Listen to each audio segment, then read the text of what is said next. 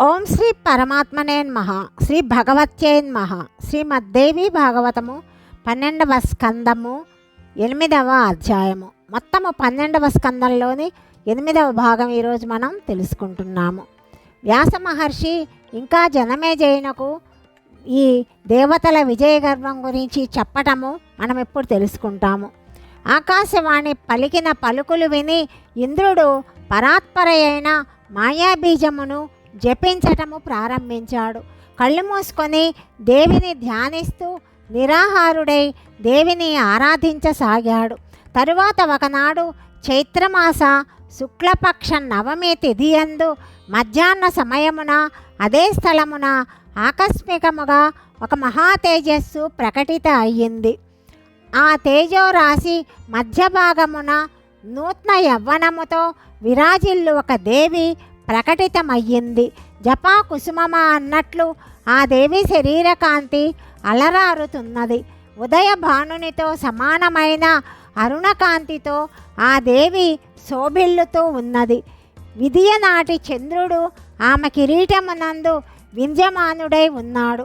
ఆ దేవి వర, పాశము, అంకుశ, అభయముద్రలను ధరించి ఉన్నది. కోమల లతలాగా శోభిల్లు ఈ భగవతి శివాయే. భగవతి జగదంబ భక్తులకు కల్పవృక్షము. వివిధములైన ఆభూషణములు ఆమె శోభను ఇనుమడింప చేస్తున్నాయి. 3 నేత్రములు గల ఆ దేవి తన జడయందు మల్లె పుష్పముల మాలను ధరించి అత్యంత శోభాయమానురాలై ఉన్నది. 4 వైపులా వేదములు మూర్తిమంతములై ఆ దేవి యశస్సును గానము చేస్తున్నాయి. ఆమె తన దంతముల కాంతితో పద్మరాగములు పరిచినట్లుగా అక్కడి భూమిని ఉజ్వలమొనరిస్తున్నది. ప్రసన్నమైన ఆమె ముఖము కోట్ల కొలది కామదేవులను పోలిన సౌందర్యమును కలిగి ఉన్నది. ఆమె ఎర్రని వస్త్రములను ధరించి ఉన్నది. ఆ దేవి శ్రీ విగ్రహము రక్త చందనముతో అలది ఉన్నది. ఆమె హిమాలయమునందు ప్రకటితయై ఉమానామముతో ప్రసిద్ధురాలైన కళ్యాణ స్వరూపిణి భగవతి జగదంబ. కారణము లేకుండానే కరుణను చూపించు ఆ దేవి సకల కారణములకు కూడా కారణము. ఆ జననిని దర్శించగానే ఇంద్రుని హృదయము ప్రేమతో గద్గదికమయ్యింది. అతని కనులలో ప్రేమాశ్రువులు నిండాయి. శరీరము రోమాంచమయ్యింది. భగవతి జగదీశ్వరి యొక్క చరణముల మీద దండములాగా పడి అతడు ఆ దేవికి ప్రణమిల్లాడు. అనేక విధములైన స్తోత్రముల ద్వారా భగవతిని స్తుతించాడు. తరువాత భక్తితో వినమ్ర చిత్తుడై తల వంచి పరమ ఆనందముతో ఆ దేవితో ఇట్లా పలికాడు. పరమ శోభాయమానురాలవైన దేవి, ఈ యక్షుడెవరు? ఎందులకు ప్రకటితమయ్యాడు? ఈ రహస్యమునంతా కృపతో నాకు చెప్పండి. ఇంద్రుని మాటలు విని దయాసముద్రయైన ఆ దేవి ఇట్లు చెప్పసాగింది. ప్రకృతి మొదలుగా గల సకల కారణములకు కూడా కారణమైన బ్రహ్మ నా రూపమే. అతడు మాయకు అధిష్టానము, సమస్తమునకు సాక్షి, నిరామయుడు. సకల వేదములు, తపస్సులు ఆ పదమును క్రమముగా వర్ణిస్తూ లక్ష్యముగా చేసుకుంటాయి.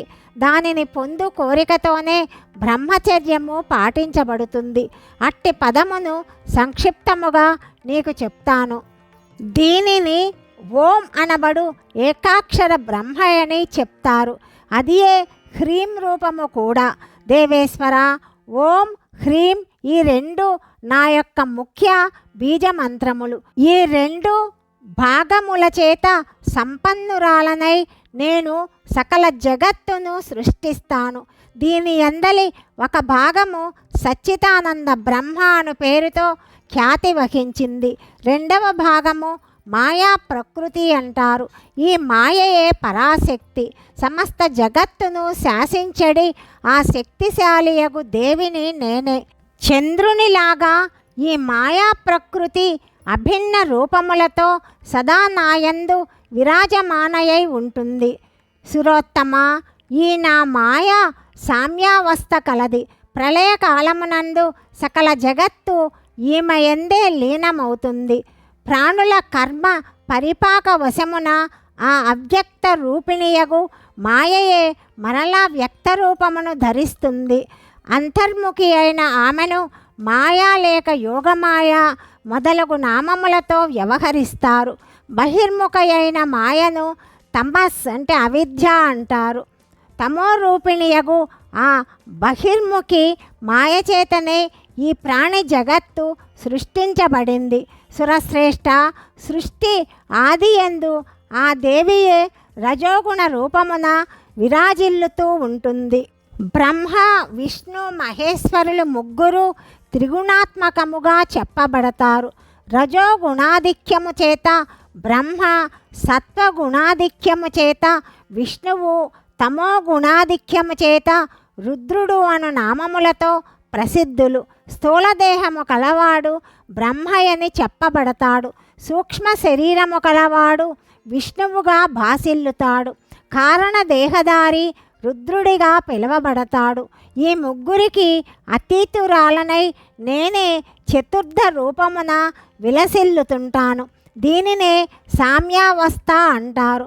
సర్వాంతర్యామి రూపము నేనే. దీనికి ఆవల పరబ్రహ్మ రూపము కూడా నా నిరాకార రూపమే. నిర్గుణ సగుణములు నా యొక్క 2 రూపములుగా చెప్పబడతాయి. మాయ అంటే శక్తి, మాయారహితము నిర్గుణము.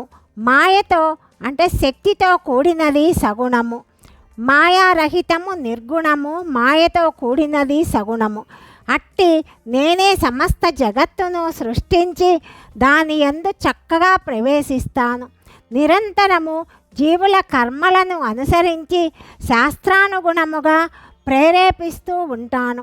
బ్రహ్మ, విష్ణువు కారణాత్మకుడైన రుద్రునకు సృష్టి స్థితి లయలు చేయు ప్రేరణ నా వలననే కలుగుతుంది. వాయువు నా భయము చేతనే వీస్తాడు. నా భయము వలననే సూర్యుడు ఆకాశమున సంచరిస్తాడు. అలాగే ఇంద్ర, అగ్ని, యములు నా వలన భయభీతులై తమ తమ కార్యములను నిర్వహిస్తూ ఉంటారు. నేను సర్వోత్తమ సర్వశక్తిమంతురాలను. నా కృప వలననే మీకు అన్ని విధముల విజయము ప్రాప్తించింది. మీరందరూ కర్రబొమ్మల వంటివారు. నేను మిమ్మల్ని ఆడిస్తాను. ఒకసారి దేవతలైన మీకు విజయమును చేకూరుస్తాను. మరి ఒకసారి దైత్యులకు విజయమును కలిగిస్తాను. నేను స్వతంత్రురాలను. నేను నా ఇచ్ఛానుసారముగా దీనినంతా చేస్తుంటాను. వారి ప్రారబ్ధమునకు అనుగుణముగా నేను వారిపై ధ్యానముంచుతాను.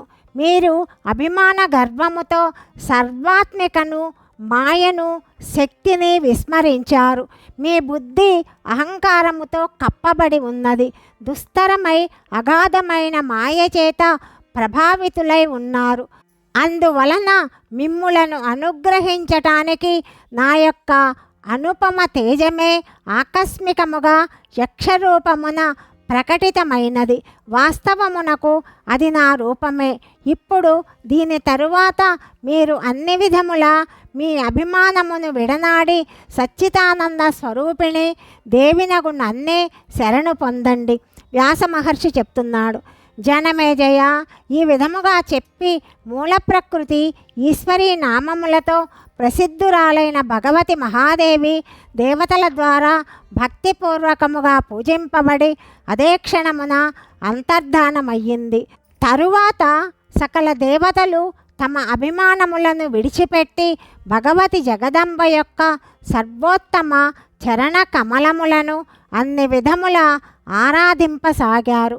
వారందరూ వినయపూర్వకముగా భగవతిని నిత్యము ఉపాసించ ప్రారంభించారు. ఈ విధముగా సత్యయుగమున అందరూ గాయత్రి జపమునందు సంలగ్నులై ఉండేవారు. వారి మనస్సు ప్రణవము, హృల్లేఖ అనగా మూల ప్రకృతి యొక్క జపములందే లగ్నమై ఉండేది. సకల వేదములు గాయత్రి ఉపాసననే నిత్యము వచిస్తాయి. అది లేకుండా బ్రాహ్మణుడు అన్ని విధముల అధోగతి పాలవుతాడు. కేవలము గాయత్రి మంత్రము చేతనే అతడు కృతకృత్యుడవుతాడు. అతనికి ఇంకొక సాధన అవసరమేమీ ఉండదు.